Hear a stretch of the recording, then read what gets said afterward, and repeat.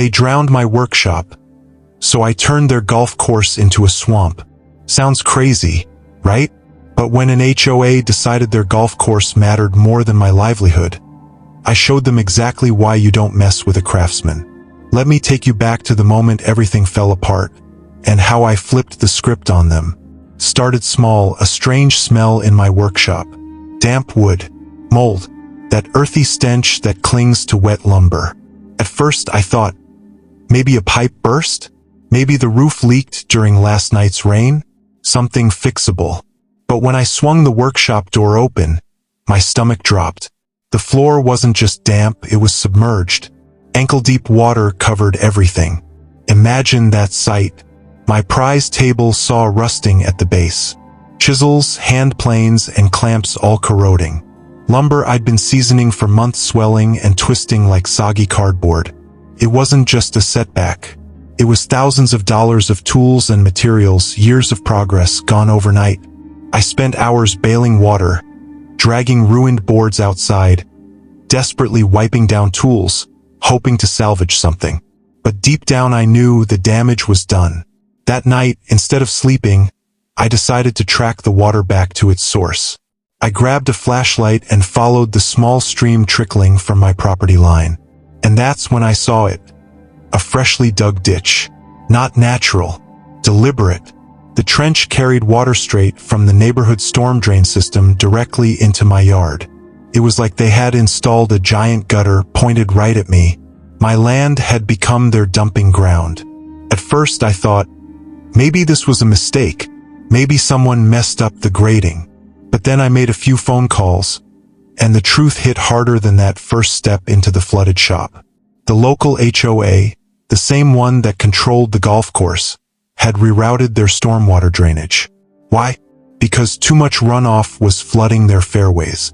Their solution: push all that water onto me. Their greens stayed dry. My shop drowned.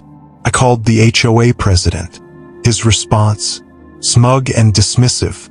It's within community guidelines. I shot back, I don't live in your community.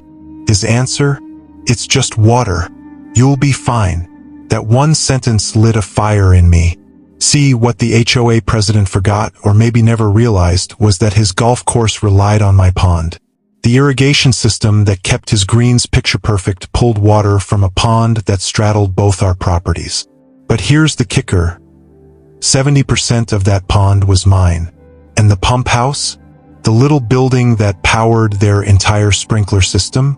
Entirely on my side of the property line. For over a decade, they'd been using it for free, based on some handshake agreement my dad made with the original developers. No paperwork. No legal rights. So while they thought they had me trapped under their runoff, I realized something. I held the key to their lifeline. After a late-night research session and a quick trip to the county property office, my suspicions were confirmed. Legally, they had no rights to the pond. No easement. No agreement. Nothing. The next morning, I walked to the pump house with a heavy-duty steel lock. I snapped it on the door. By that evening, the sprinklers were silent. Day 2, the grass began to fade. Day 5, their pristine greens looked like scorched hay. Guests complained.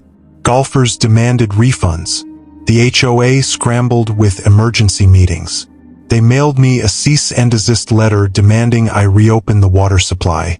Instead, I mailed them something else, an invoice. Repairs for my flooded workshop.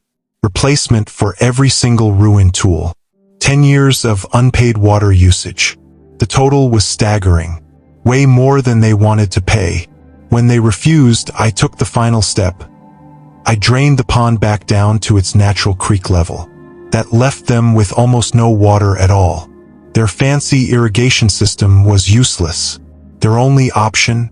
Trucking in water at sky-high costs every single day, just to keep the place from turning into a dust bowl. Week after week, I watched their course dry out. I'd hear stories from neighbors. Golfers quitting mid-game, resort guests demanding refunds. The HOA was bleeding money.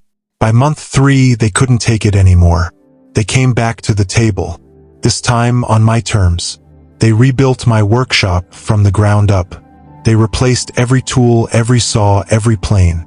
And they signed a 25-year lease for pond access, paid in full every year in advance. Now, when I step into my workshop, I'm greeted by the smell of fresh cedar instead of mildew. And every time I pass by that golf course, I remember one missed payment, and their paradise fairway turns right back into a swamp. Destroy a craftsman's workshop, and you don't just get payback. You sign up for a lifetime lease on his revenge. If you enjoyed the story, hit that like button, subscribe, and let me know in the comments if you've ever had a run-in with an HOA. Because trust me, this won't be the last revenge story I share.